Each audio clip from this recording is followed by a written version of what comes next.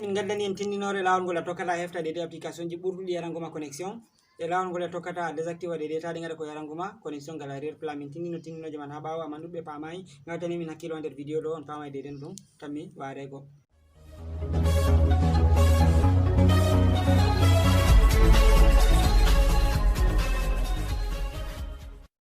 Assalamu alaikum warahmatullahi wabarakatuh. Sakiraɓe on daɓe Jaygol Pulaku Tv mi silminake dow moɗon mi hofni on kala gonɗon nder duniyaru fu ɗum derrawo moɗon Adamu Haruna.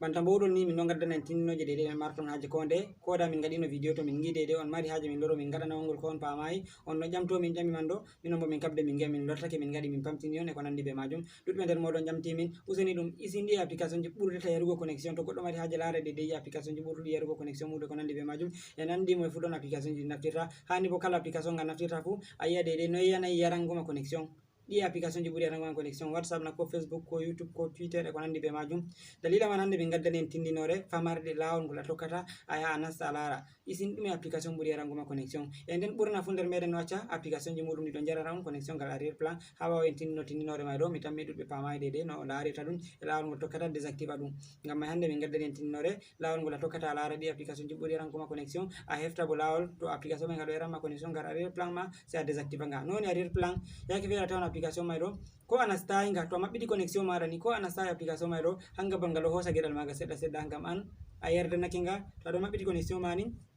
hanga bo nga hosa nga waɗa ko yargo geɗal maga ko YouTube ko Facebook ko WhatsApp ko nandi be majum amma to a désactive ɗum ni wartan nga fotata nga yaranma ko connexion maɗa e maɓɓiti sina nasti nder application man ala hari ɗeɗe kujeji may ɗo ɗum yarantama connexion e nden bo mi tammaki mo fu yerato ngam ɗo maɓɓiti connexion muɗum tan application ko YouTube ko WhatsApp ko Facebook waɗa ko Yarangoma connexion mere mere ngam may ɗo mbatene min hakkilo boɗɗum nder vidéo ɗo diga arande ha yogo ragare heɓa pamade de no ɗum woniri banta min matini on ha ɓawo to ɗon dara vidéo ji min kabde darede diga arande ha yogo ragare nonnon bo min dottoro on to a yiya publicité ha arande habdu renu ha ragare vidéo man ɗo a tammi larugo publicité to a laari publicité man ɗo habdu laaru publicité man ɗo non may ɗo ɗum minon bo min maran avantage ha majum ɗum ɓedda e encourage gomin minon bo min gaɗa ko yiɗi to ago min ɗon gaddana on dede vidéo ji e tindinoje ɗeɗe ɗe maro ton haaje nonnon min nottoro on dede ɓen ɓe abonayi laaru seragal jungo mara ñamo yan bindi boɗeji ɓe ɗo bindi e subscribe ma ɓe abonné habda a abona ha maɓɓita cloche de notification non sera jungal jungo maɗa nano bo yan alama kolel feere waɗi like ni banni sa mema dow magel nonnon ta yejjitu waɗugo ciyarin a lara ɓe ɗo windi ciyarin ma bo partage a partage a liman ha nder groupe ji maɗa WhatsApp e Facebook e ko nandi ɓe majum heɓa sakiraɓe ɗuɗɓe nasta ndara ngam may ɗo tan ɓillon be surutu e dilla nder vidéo may ɗo gen dede no ka tammi salorago.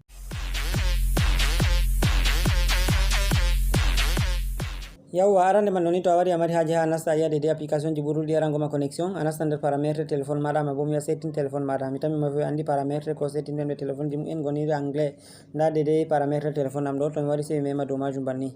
ɓawa to mi memi dow majum ɗum maɓɓitanake am banni sei mi waɗa de ha nda chattel deuxiéme wollo ha ɓe windi réseau et internet mi tammi on dari ɗum boɗɗum to a waɗi dow magol a natata banni ɓawa to a nati dow magol banni to jotta mi fotai mi didana en didol boɗe wollo heɓangi on dede boɗɗum komi tindintama amami ndare boɗɗum tan dede ha mi memanta on e ha dede ha mi wolwata on pamay jotta sei a wara ha dede troisiéme ligne ha ɓe windi réseau mobile lo misalu nda ha ɗo mi waɗanta en alama on dari ɗum waɗa alama ha réseau mobile lo sei a wara nata dow majum banni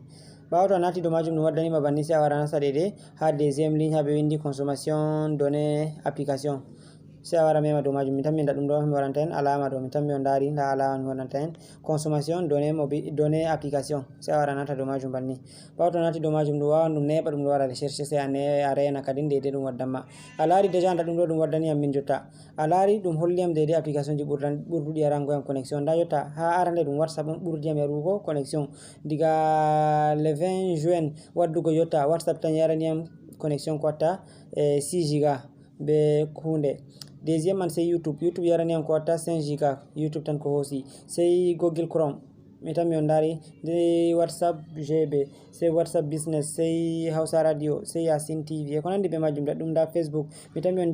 giya ligneji mai mai ɗum hollen alama ko ɗum fuɗede ko yari da ɗum no waɗirto les ha all football e ko nandi be majum da Google da Instagram ko ɗume funi e ɗum limtanma dede da connexion je yaranma diga lewru diga lewru e mari ñalande kaza ha waddugo ñalande kaza jotta da Instagram yaraniyam 58 MB mi ɗuɗa nastugo Instagram to ɗo a famai dede application ji ɗi ɓurɗuɗa naftugo da misalu Zoom a yariyam 39 MB nda yo WhatsApp mi yariyam 30 MB e ko nandi be majum nda YouTube studio 26 MB e ko nandi be majum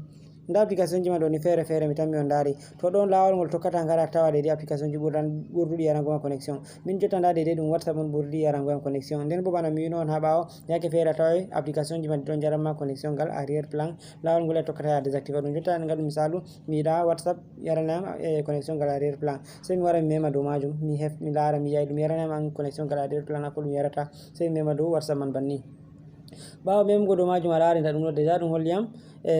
donné en arrière plan déjà ɗum mi activé ɗum ɗo yaranam connexion gal arrière plan mi tami on dari nda ɗum ɗo jotta sai mi wara mi désactive ɗum mi tami on dari ha mi memanta en mananta en alama ɗo to sai mi wara mi désactive ɗum banni jotta lari mi désactive ɗum mi maɓɓi ɗum to ɗo WhatsApp fota yaranam connexion gal arrière plan jotta sai en lorto ɓawo ɗum waddana en dédé application ji ma ɗo en mbawa en nasta nder misalu ko YouTube e ko nandi be majum heɓa gi YouTube o ɗo yarana en dédé connexion gal arrière plan nako yaranta en connexion gal arrière plan sai en dena seɗɗa ha ɗum waddana en dédé application ji mai nda ɗum ɗo mi tammi on dari nda YouTube sai mi nasta dow YouTube banni on dari déjà YouTube ma miɗo maɓɓiti ɗum ɗum ɗo yaranayam dédé connexion gal arrière plan kanjuma sai a désactiva ɗum to a désactive ɗum ni ɗum yarantama connexion gal arrière plan ɓurna maɓɓutugo dédé application ji mai ɗiɗon jara connexion gal arrière plan ɗo kanjum watta dédé téléphone maɗa tawa yaranima connexion jotta waɗi connexion timmi e ko nandi be majum sakiraɓe mi tammi on dari lawol koyngol ngol a tokkata a yaha lara dédé application ji Bourdoudi Yarangoma Connexion e dédé a désactive to ɗon no jaranma connexion gal arrière plan mi tammi tenninoɗa ɗo nde fottani on ngam may ɗo miɗo elo moy fu dédé activé ɗum ma bo désactivé ɗum dédé ɗum acca yarangum connexion may bo dédé ɗum mari haaje ngam may ɗo on jarama sakiraɓe banni miɗon gelo dédé ta shale on gaɗa like kabde gaɗe like seɗagal jungo moɗon nan on giyan alama ko le waɗi like on kabda on gaɗa like nonnon ɓen ɓe abonay bo kabda abona nonnon dédé waɗugo sharing ma bo partage ugo lien ji men heɓa yimɓe ɗuɓɓe kabda nya nasta ndara